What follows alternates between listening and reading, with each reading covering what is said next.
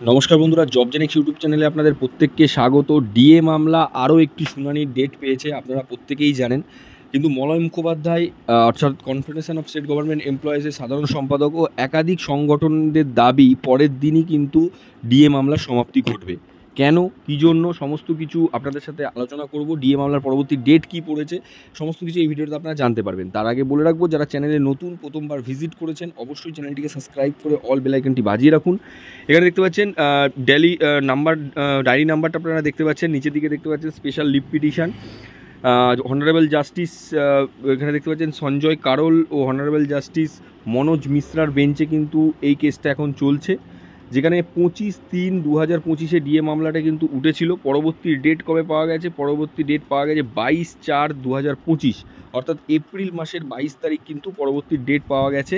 এই যে 22/4/2025 কিন্তু ডিএ মামলার পরবর্তী ডেট।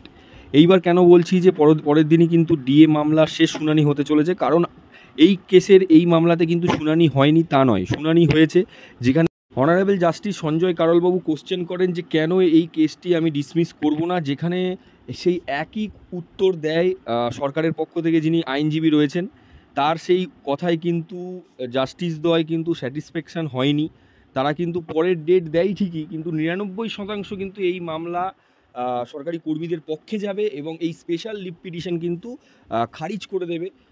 অনারেবল জাস্টিসদ্বয় এটা এই স্পেশাল লিভ পিটিশন খারিজ করে দিলেই তা পুনরায় ফিরে আসবে হাইকোর্টে, এবং হাইকোর্টে ফিরে আসলেই কিন্তু হাইকোর্ট আগেও রায় দিয়ে দিয়েছিল যে এই মামলার সমস্ত বকেয়া মিটিয়ে দিতে হবে রাজ্য সরকারকে। তো সেক্ষেত্রে রাজ্য সরকারি কর্মীরা জয় নিশ্চিত, কারণ এই প্রথম কিন্তু জাস্টিসদ্বয় সরকারি কর্মী আইনজীবীকে কোশ্চেন করেছে যে কেন এটা আমি খারিজ করব না, তার উত্তর দিন। তার প্রেক্ষিতে কিন্তু আইনজীবী সেই একই কথা, রাজ্যের হাতে টাকা নেই, কেন্দ্র টাকা দেয় না, সেগুলো কিন্তু সুপ্রিম কোর্টে চলে না। এই সমস্ত কথা কিন্তু সুপ্রিম কোর্ট কোনোভাবেই মেনে নেবে না। তো খুবই গুরুত্বপূর্ণ, আপনাদের সাথে শেয়ার করলাম। অবশ্যই লাইক করে বন্ধুদের মাঝখানে শেয়ার করে দেবেন।